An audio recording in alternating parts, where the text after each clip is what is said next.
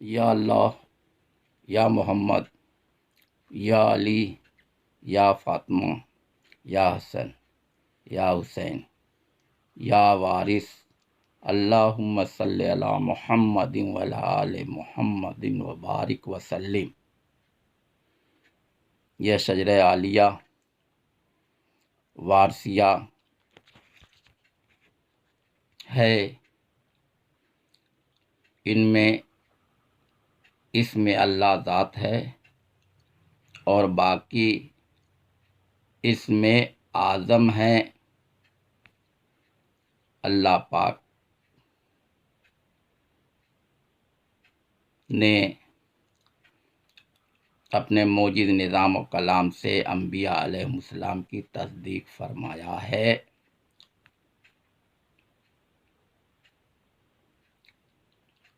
اور آپ صلی اللہ علیہ وسلم تمام انبیاء علیہ السلام کے امام ہیں۔ آیت یہدی اللہ لنورہ من یشاء، یعنی اللہ پاک فرماتا ہے کہ میں جس کو ہدایت دینا چاہتا ہوں اس کو اپنے نور کی طرف ہدایت کرتا ہوں۔ اللہ پاک کے ذات، اسماء اور صفات کی تجلیات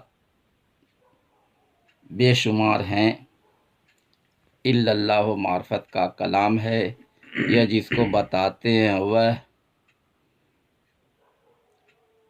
رب الناس ہے، وہ ملک الناس ہے، وہ الہ الناس ہے، وہ رب الارواح ہے۔ کلام محمد رسول اللہ صلی اللہ علیہ وسلم جس کو بتاتے ہیں وہ خدا کی صورت ہے، جو سراپا نور خدا ہے۔ جب خدا کا نور صورت اختیار کیا تو وہ جلوہ خدا بن گیا۔ اللہ پاک نے آپ صلی اللہ علیہ وسلم کے لیے انبیاء علیہ السلام سے عہد و پیمان لیے ہیں تاکہ وہ سب جان لیں کہ آپ صلی اللہ علیہ وسلم ان پر مقدم ہیں۔ آپ صلی اللہ علیہ وسلم آخری نبی ہیں۔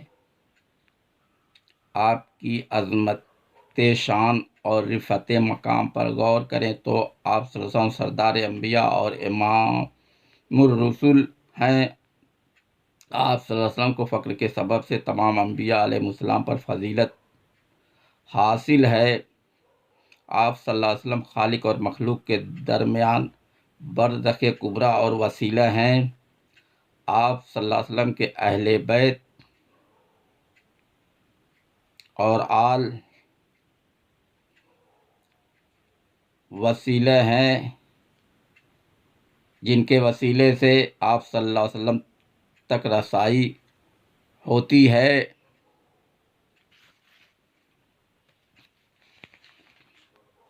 حضور پر نور وارث العرش پنجتن پاک سید وارث علی اعظم اللہ ذکرہ کا سلسلہ نسب بکمال صحت حضرات پنجتن پاک سے ملتا ہے۔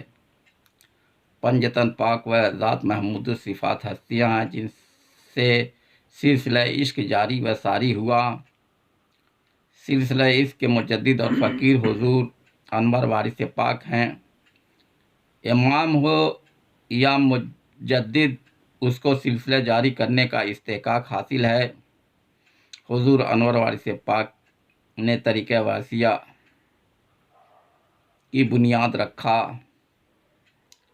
اور اپنے طریقے میں ہر مذہب و ملت کو داخل فرمایا۔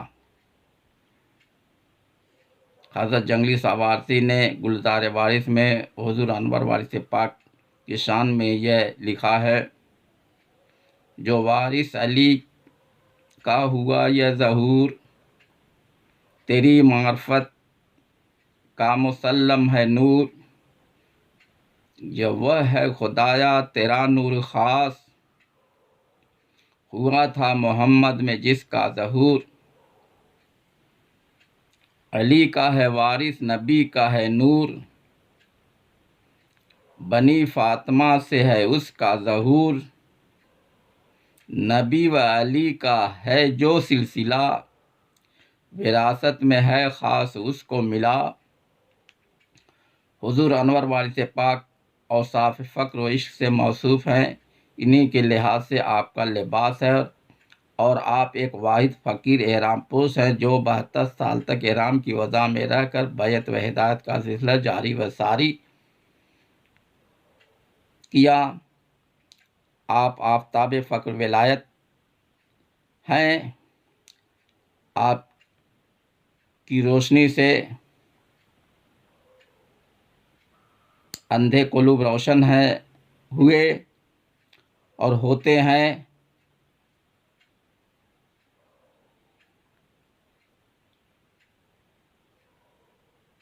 آپ لباس بصری میں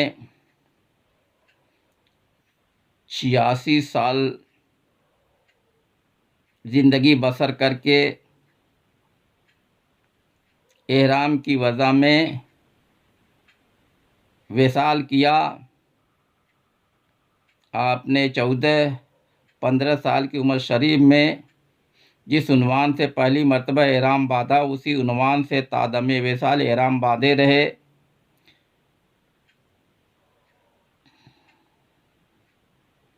پہلی سفر 6323 ہجری میں احرام کی وضع میں وصال کیا، اور آپ نے جہاں وصال کیا وہیں آپ کا روضہ انور زیارتگاہ خلائق ہے۔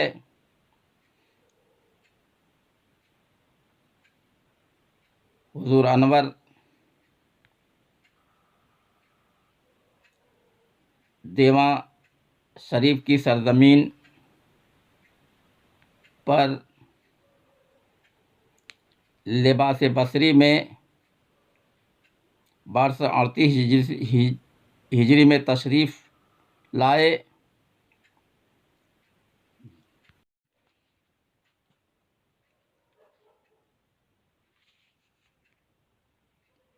آپ نے پہلا سفر حج لکھنؤ سے شروع کیا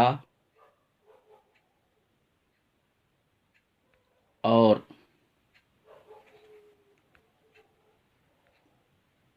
پانی کے جہاز سے جدہ پہنچے۔ آپ نے پہلی رمضان المبارک 1253 ہجری کو احرام باندھا اور مناسک عمرہ و حج ادا کیے۔ اس کے باوجود آپ نے احرام نہیں کھولا۔ آپ نے احرام کی وضع میں ہی سیر و سیاحت فرماتے رہے۔ آپ احرام کی وضع میں روض انور حضرت سرور کائنات صلی اللہ علیہ وسلم پر تشریف لے گئے۔ بے تابانہ آپ سلام اور درود پڑھنا شروع کیا، پھر اکثر مدنی آپ کے قدم بوس ہوئے اور آپ کی دعوتیں کرتے رہے۔ الغرض آپ 3 مہینہ مدینہ منورہ میں رہے۔ اس اثناء میں 17 عرب آپ سے مرید ہوئے۔ آپ مدینہ منورہ سے نجف اشرف تشریف لے گئے اور زیارت روضہ حضرت علی علیہ السلام سے مشرف ہوئے۔ وہاں تھوڑے دن رہ کر آپ کربلا معلیٰ رونق افروز ہوئے۔ زیارت روضہ جناب سید الشہداء سے مشرف ہوئے۔ آپ نے مشہد مقدس کی زیارت بھی فرمائی۔ آپ عرب اور عجم میں برابر کئی سال تک سیر و سیاحت فرماتے رہے اور ہر سال زیارت مدینہ اور حج بیت اللہ سے مشرف ہوا کیے، اور اس درمیان میں آپ سنگلدی بھی تشریف لے گئے اور زیارت روضہ حضرت آدم علیہ السلام سے مشرف ہوئے۔ پھر سیر و سیاحت دیگر ممالک فرماتے رہے۔ آپ جہاں بھی سیر و سیاحت فرمایا وہاں کے باشندوں کی درخواست پر ان کو مرید فرمایا۔ وہ سب آپ کے حلقہ مریدی میں داخل ہوئے۔ ان میں قوم انس اور قوم جن بھی ہیں۔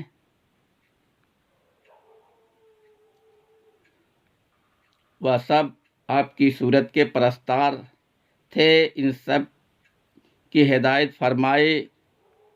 ان میں سے جن کو لائق اور مستحق پایا ان کو احرام شریف عطا کیا۔ وہ سب آپ کے فقیر کہلائے۔ آپ نے اپنے طریقے کی بقا کے لیے اپنا نسبتی لباس بنام احرام رنگین اور اپنے ارشادات ہمارے درمیان چھوڑا ہے، جو آپ کی مخصوص یادگاروں میں سے ہے۔ ان کا تحفظ ہر وارثی کے لیے لازمی ہے۔ آپ کی وضاحت اور نسبت کا سلسلہ آپ کے نسبتی احرام سے جاری و ساری ہے۔ آپ کے مشرع و طریقے کی نشاندہی آپ کے ارشادات سے ہوتی ہے۔ وارثی سیرت نگاروں نے آپ کی سیرت پر جو بھی کتابیں اور رسالے لکھے ہیں ان کی ورق گردانی سے آپ کے مشرع و طریقے کی جانکاری ہوتی ہے۔ آپ نے اہل بیت رسول کے مذہب اور طریقے کو اپنی زبان اور سیرت سے فروغ دینے میں نمایاں کردار ادا کیا ہے۔ آپ کا تصرف و فیض صرف آپ کی ظاہری زندگی تک محدود نہیں ہے، بلکہ ہر زمانے میں آپ کا فیض و تصرف جاری و ساری ہے۔ جن کو عقیدت ہے فیض پاتے ہیں۔ علماء اور مشائخ جو بھی آپ کے حضور میں حاضر ہوئے وہ بھی آپ کے فیض و تصرف سے محروم نہیں رہے ہیں۔ آپ کا فیضان کرم ہر سمت برستا رہا ہے اور آپ کی محبت کی کھیتی پھیلتی رہی ہے۔ آپ کی محبت کا سلسلہ نہ بند ہوا اور نہ کبھی بند ہو سکتا ہے۔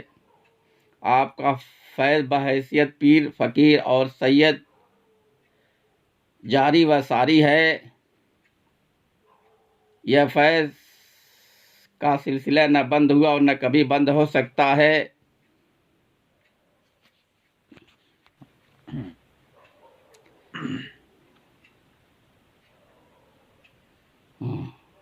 7 رمضان المبارک 1254 ہجری کو آپ کاظمین شریف اور بغداد کی زیارت کو روانہ ہوئے۔ بغداد شریف میں داخل ہونے سے پہلے ہی حضرت پیر سید مصطفیٰ صاحب سجادہ نشین درگاہ جیلانی کو حضرت غوث اعظم رضی اللہ عنہ سے بشارت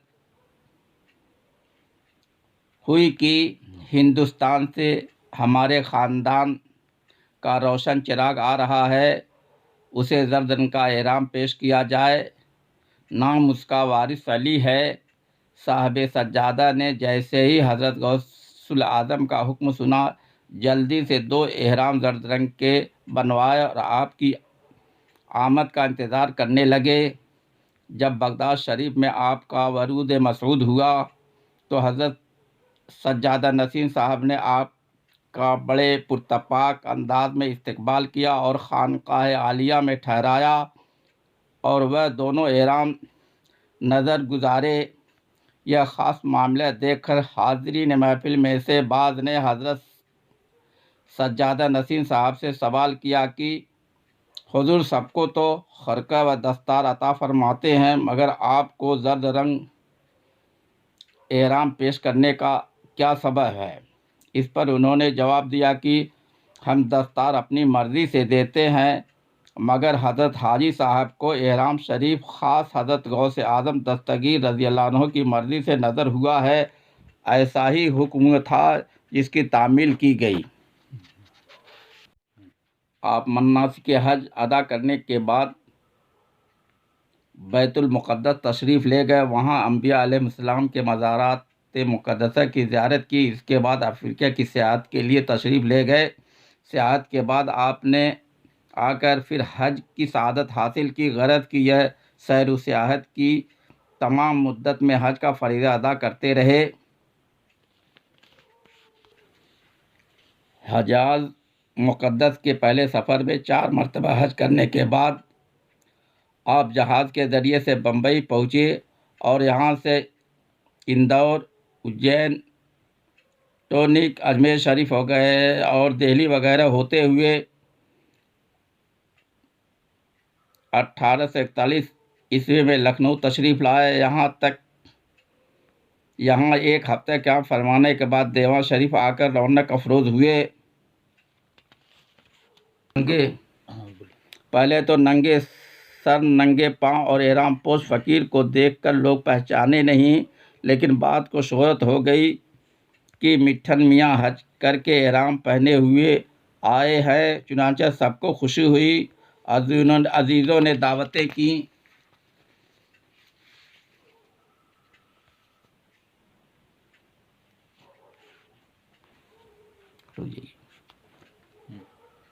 آپ 1257 ہجری میں دوسرے سفر حج کے لیے روانہ ہوئے اور پیدل سفر کیا۔ حج کی سعادت حاصل کرنے کے بعد آپ نے سیر و سیاحت کے لیے ترکی کے ایک قافلے کے ساتھ سفر اختیار فرمایا۔ ترکی کا سفر مکہ مکرمہ میں حج کے دوران ایک ترک امیر عبداللہ آپ کا مرید ہو کر ترکی آنے کی درخواست کر گیا تھا۔ چنانچہ حسب وعدہ آپ اس کے پاس ترکی پہنچے۔ عبداللہ اب شاہی دربار میں ایک خاص مقام رکھتا تھا اور سلطان تک اس کی رسائی تھی۔ الغرض ایک دن عبداللہ اصرار کر کے اپنے پیر مرشد کو شاہی باغ کی سیر کرانے لے گیا۔ اتنے میں شاہی سواری بھی آ گئی اور تھوڑی دیر بعد دنیا کا سب سے بڑا ذی اقتدار سلطان ترکی عبدالمجید خان اپنے رعبدار چہرے پر شاندار مونچھیں کھڑی کیے ہوئے حضرت وارث پاک کے روبرو کھڑا تھا۔ اسے سخت حیرت تھی کہ شاہی باغ میں کمبل بچھائے ہوئے ایک احرام پوش فقیر کس بے نیازی سے بیٹھا ہوا تھا۔ اس کی سمجھ میں کچھ بھی نہیں آ رہا تھا کہ اتنے میں سرکار وارث پاک نے ایک اچٹتی ہوئی نظر ڈالی جو تیر کی طرح سلطان کے دل کے پار ہو گئی۔ سلطان اپنے اوپر قابو نہ رکھ سکا، گھبرا کر عبداللہ صاحب سے پوچھا، یہ بزرگ کہاں سے آئے ہیں اور کہاں ٹھہرے ہیں؟ عبداللہ کے جواب دینے سے پہلے آپ ہی نے جواب دیا، فقیر کا کوئی گھر نہیں اور سب فقیر کے گھر ہیں۔ سلطان حیرت سے پوچھا، آپ ترکی زبان بھی جانتے ہیں؟ آپ نے یہ فرما کر سلطان کو مزید حیرت زدہ کر دیا کہ ہمیں دل کی زبان آتی ہے اور جسے دل کی زبان آتی ہے وہ سب زبانیں جانتا ہے۔ سلطان لاجواب ہو چکا تھا۔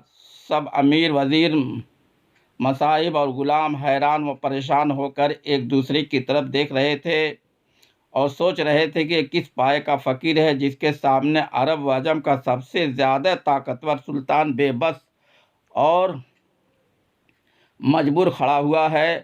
آخر سلطان نے لرزتے ہوئے جسم اور کانپتے ہوئے ہونٹوں سے شاہی محل میں چلنے کی درخواست کی، جسے سرکار عالی وقار نے قبول کرتے ہوئے اگلے روز آنے کا وعدہ فرما لیا۔ دوسرے دن شاہی محل کے فقیر کے لیے سجایا جا رہا تھا۔ یہ منظر کسی قدر دل فریب ہوگا کہ ایک احرام پوش فقیر ننگے سر اور ننگے پاؤں شاہی محل کی آرائش و زیبائش سے بے نیاز چلا آ رہا تھا، اور اندر سے باہر تک محل میں شاہی بیگماں، شہزادیاں، وزراء، امراء، سفراء قطار اندر قطار اس اللہ والے کے استقبال کے لیے گردن جھکائے ہوئے کھڑے تھے۔ الغرض جب سرکار تشریف لائے تو سب سے پہلے سلطان عبدالمجید خان اپنے تمام اہل و عیال سمیت مرید ہوئے۔ اس کے بعد محل کا سارا عملہ اور تمام وزراء اور امراء آپ کے دست حق پر بیعت ہوئے۔ اب شہر میں سلطان کی ارادت مندی اور شرف غلامی حاصل کرنے کی خبر جو مشہور ہوئی تو قلعے کے نیچے عوام کا ازدحام ہو گیا۔ ہر شخص عقیدت مندی کے جوش میں فخر غلامی حاصل کرنے کے لیے بے چین نظر آتا تھا۔ ہجوم کی کثرت کے پیش نظر حکم ہوا کہ ایک رسہ محل کے نیچے لٹکا دیا جائے اور اعلان کر دیا جائے کہ جو رسہ کو چھو لے گا وہ ہمارا مرید ہے۔ رسہ گرتے ہی مجمع بے قابو ہو گیا، حتیٰ کہ عمال نے عرض کیا کہ سرکار، محبت کا یہ تماشا کہیں خونی نظارہ نہ بن جائے۔ یہ سن کر سرکار والا جھروکے میں سے تشریف لائے اور روئے انور کا نظارہ کراتے ہوئے فرمایا، جس نے ہمیں دیکھ لیا وہ ہمارا مرید ہو گیا۔ اس طرح محل کے جھروکے سے لوگوں نے آفتاب ولایت جو طلوع ہوتے دیکھا تو قلب روشن ہو گئے، چہرے تمتمانے لگے، لوگ آپس میں گلے ملتے تھے اور ایک دوسرے کو مبارکباد دیتے تھے، گویا عید کا منظر تھا۔ سلطان کے اسرار پر آپ نے ایک ہفتہ قیام فرمایا۔ اس کے بعد ترکی کے تاریخی مقامات کی سیر کا قصد کیا۔ چنانچہ جب آپ درہ دانیال پہنچے تو آپ کو پیاس محسوس ہوئی۔ اس وقت حسین بک نامی ایک ترک افسر نے بڑے ادب سے آپ کو پانی کا ایک ٹھنڈا گلاس پیش کیا اور عرض کیا، یا سیدی، هل جزاء الاحسان الا الاحسان۔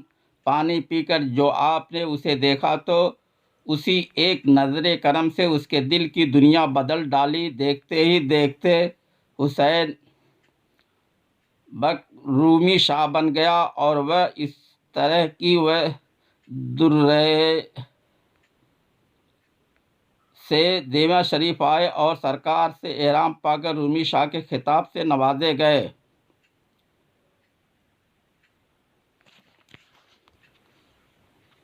آپ نے تیسرا سفر حج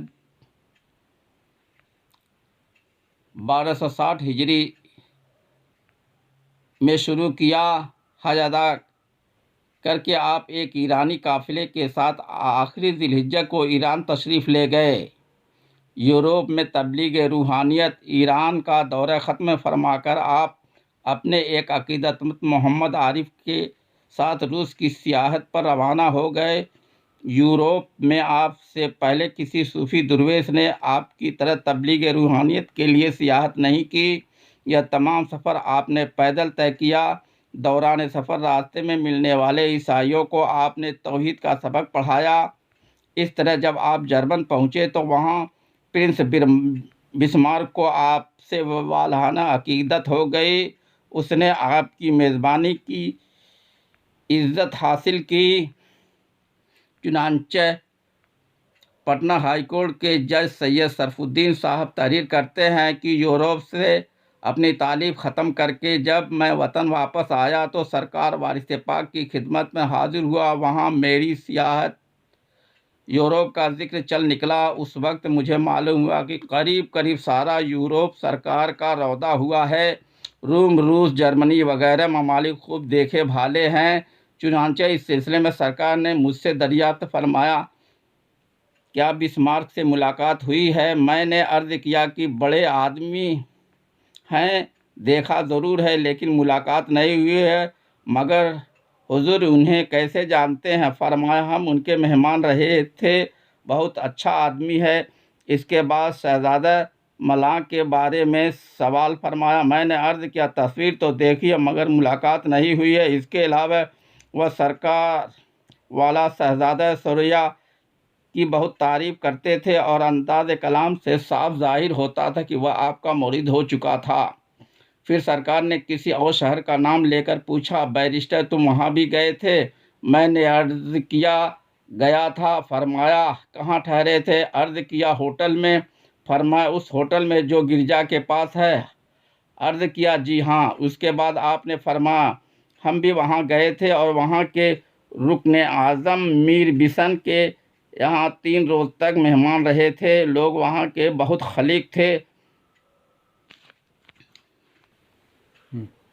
حضور انور وارث پاک جب حضرت سید سالار مسعود غازی کے عرس میں شریک ہونے کے لیے بہرائچ تشریف لے گئے تو مجمع اس طرح ٹوٹ ٹوٹ کر گر رہا تھا کہ خدام پریشان ہو گئے اور دل میں کہتے تھے کہ کوئی پروانوں کو سمجھائے کہ مرنے کے سوا اور بھی چند مقامات وفا ہوتے ہیں۔ ہر چند پولیس والوں نے بہت تدبیریں کی کہ سرکار کو بآسانی مزار تک پہنچا دیں مگر کامیابی نہ ہوئی۔ آخر بمجبوری سرکار کو درگاہ سے ملحق مسجد کی فصیل پر پہنچا دیا گیا اور لوگوں کی بیعت کرنے کے لیے نیچے کی طرف ایک لمبی چادر لٹکا دی گئی جس کو یک بیک بکثرت آدمی پکڑ کر مرید ہوتے جاتے تھے۔ مسلسل 2 گھنٹے تک بیعت کا سلسلہ اسی طرح جاری رہا۔ اس کے بعد جب سرکار واپس ہوئے تو مجمع کے جوش و اضطراب ایسا تھا کہ سینکڑوں آدمی نیچے سے جھک کر پیروں سے ہوتے ہوئے حضور تک پہنچتے تھے۔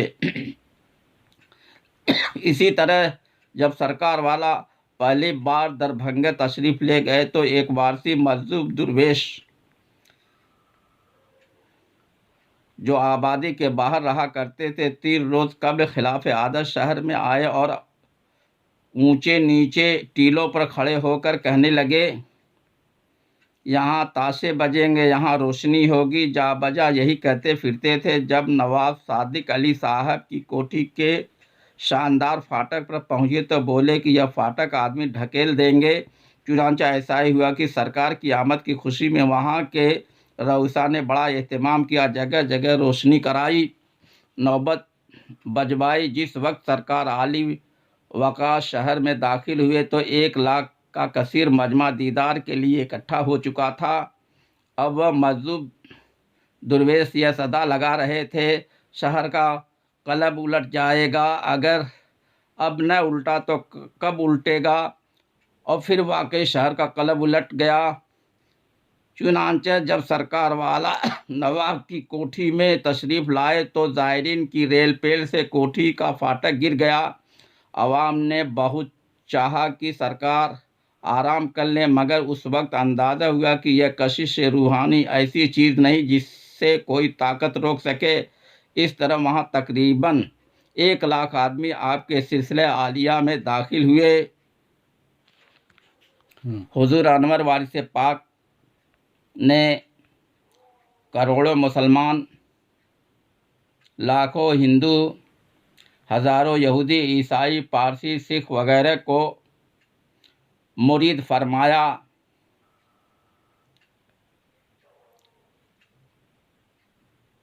آپ کا فیض حیات بابند ممات بھی جاری و ساری ہے۔ یہ فیض کا سلسلہ نہ بند ہوا اور نہ کبھی بند ہوگا۔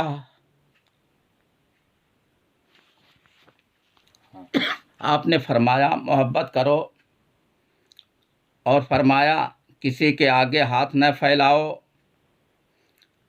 اور فرمایا ایک صورت کو پکڑ لو خدا مل جائے گا، اور فرمایا محبت کا تقاضا یہ ہے کہ ایک